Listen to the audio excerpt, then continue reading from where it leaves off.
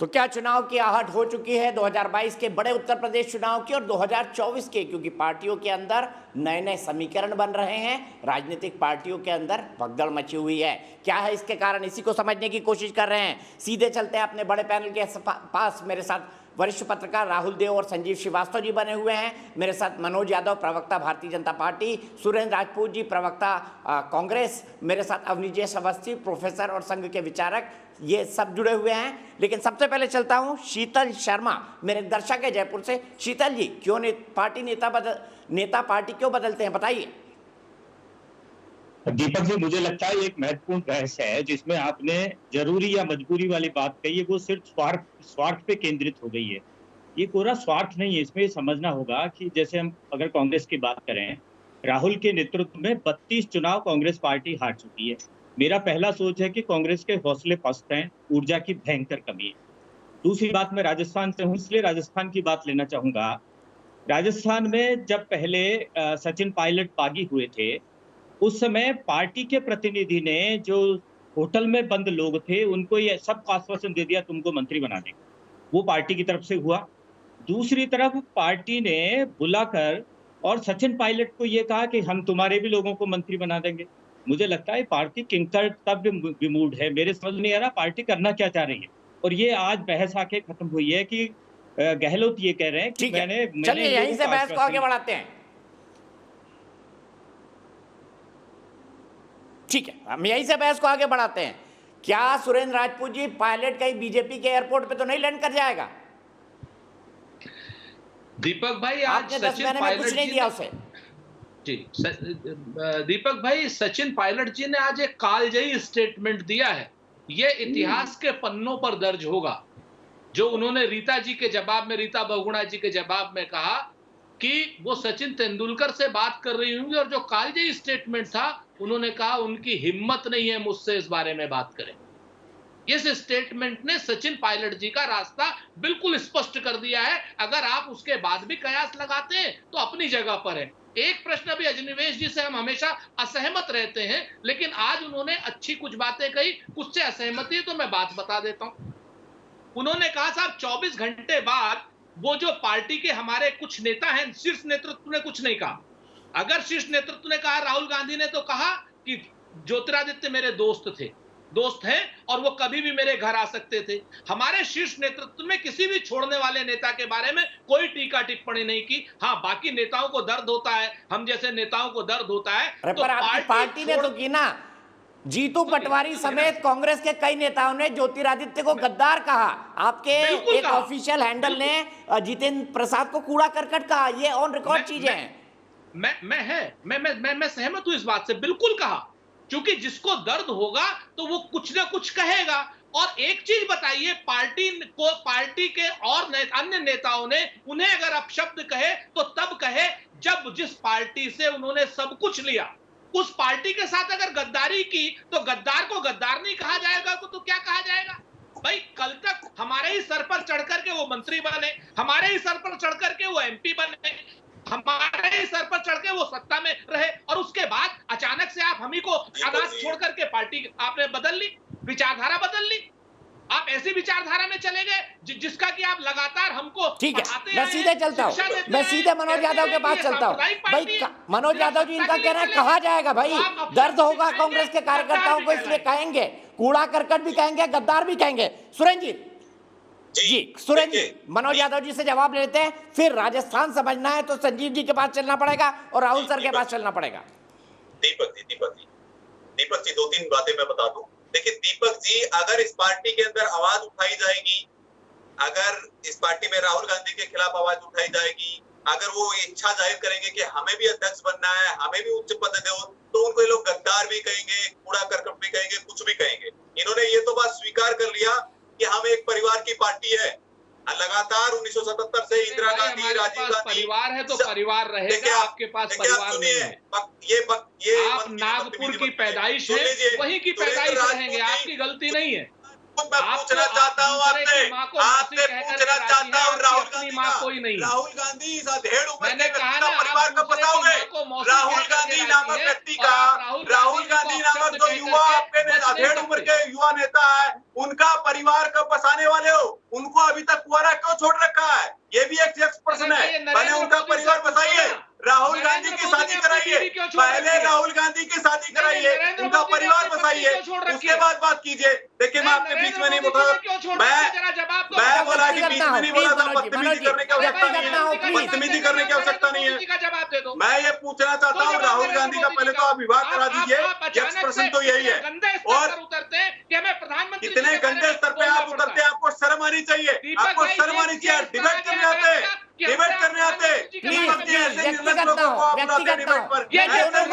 थोड़ा ठंडा हो जाइए, तब तक संजीव जी के पास चलते हैं। दोनों थोड़ा ठंडा हो जाइए, संजीव जी के पास चलते हैं। संजीव जी मुझे बताइए क्या होगा राजस्थान में, और क्या सचिन पायलट को ना मनाकर कांग्रेस गलती कर रही है? क्या मान पाएंगे सचिन पायलट? क्यों नहीं उसका परिवार बसा देते? क्यों छुपा रहे हैं? अच्छा एक व्यक्तिगत ना हो, प्लीज ठंडे हो जाइए दोनों। संजीव जी ये शादी ब्याह पे रोक है प्लीज, व्यक्तिगत ना हो प्लीज। हाँ, मैं ये कह रहा हूँ, देखिए राजस्थान की स्थिति बहुत विकट है दीपक भाई, और उसका एक चीज से तो मैं मेरे से पहले वाले व्यक्ति से सहमत हूँ कि जहां तक मेरी समझ है और जानकारी है या विश्लेषण है, मुझे नहीं लगता कि सचिन पायलट बीजेपी में जाने वाले। अगर वो बीजेपी में जाने वाले होते तो वो कार्यक्रम को अंजाम वो पिछले वर्ष दे सकते थे, जब वो यहाँ पे से अपने साथी विधायकों के साथ मानेसर चले गए थे।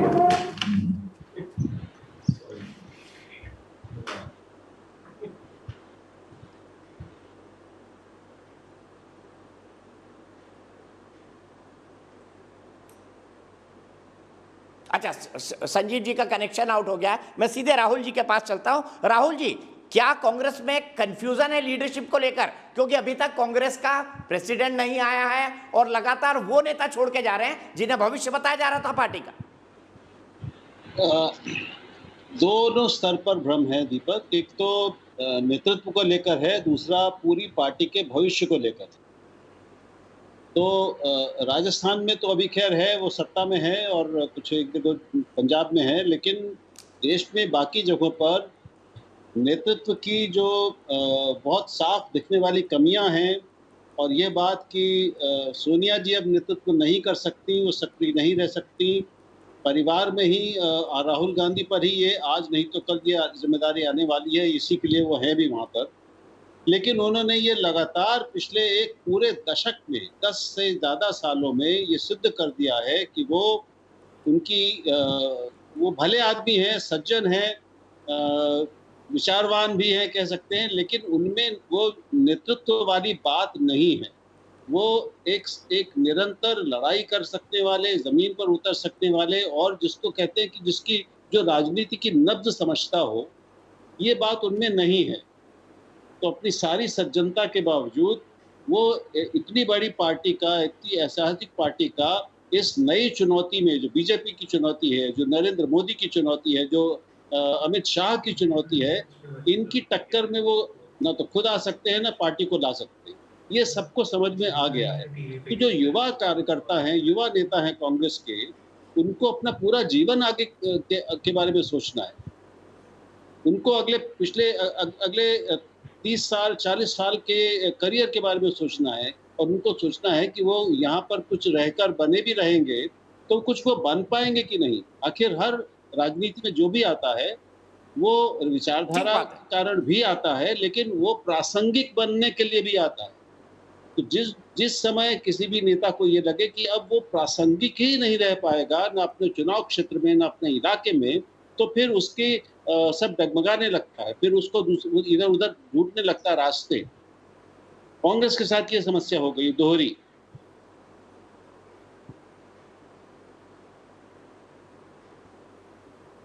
ठीक है, मैं सीधे संजीव जी के पास चलता हूं। संजीव जी, राजस्थान क्या करेगी कांग्रेस? क्योंकि इधर कुआं है और दूसरी तरफ खाई है।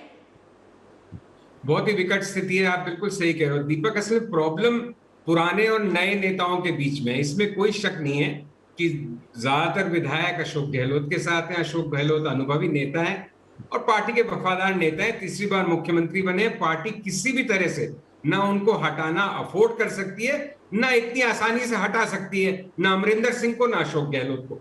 लेकिन समस्या राजस्थान में सचिन पायलट युवा नेता है, लोकप्रिय नेता है, करिश्माई नेता है, उनके साथ भी एक सपोर्ट बेस है। उनको शायद वादा किया गया था या इशारा दिया गया था कि उनको मुख्यमंत्री बनाया जाएगा 2018 के चुनाव के बाद, तो वो डिसिडेंट है। लेकिन मुझे लगता है कि ये लड़ाई पार्टी के अंदर ही लड़ी जाएगी, क्योंकि सचिन पायलट ये समझ चुके हैं शायद कि उनका भविष्य बीजेपी में नहीं है। अगर उनका ध्येय मुख्यमंत्री बनना है राजस्थान का, तो उनको मुख्यमंत्री बनने के चांसेस आज, चाहे 2 साल बाद, चाहे 10 साल बाद, कांग्रेस में बेहतर रहेंगे, ऐसा लगता है मुझे, उनका आकलन है। और दूसरा, जो उनका लगातार एक सामाजिक राजनीतिक परिवेश रहा है, जो उनके मित्र हैं, संबंधी हैं, ससुराल पक्ष है, वो सारा एक बहुत एंटी बीजेपी सोच का है।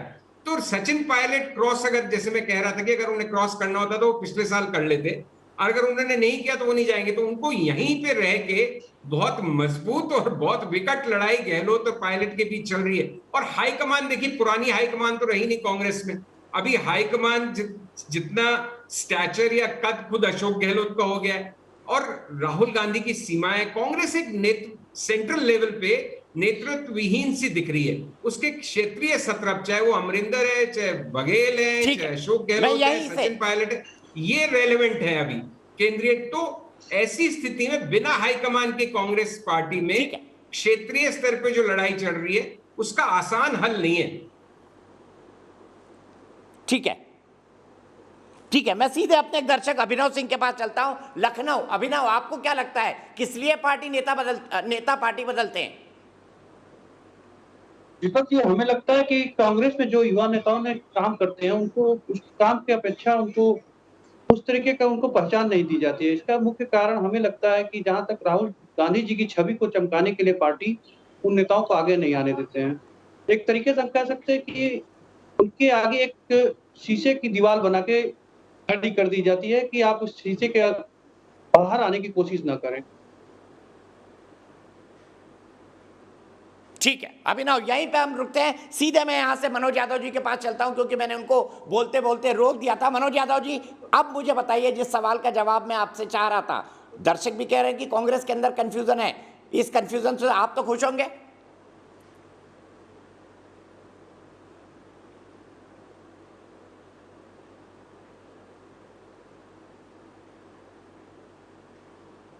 ठीक है, मनोज यादव जी का फोन कटा हुआ है। सुरेंद्र राजपूत जी बताइए, दर्शक कह रहे हैं कंफ्यूजन है पार्टी के अंदर।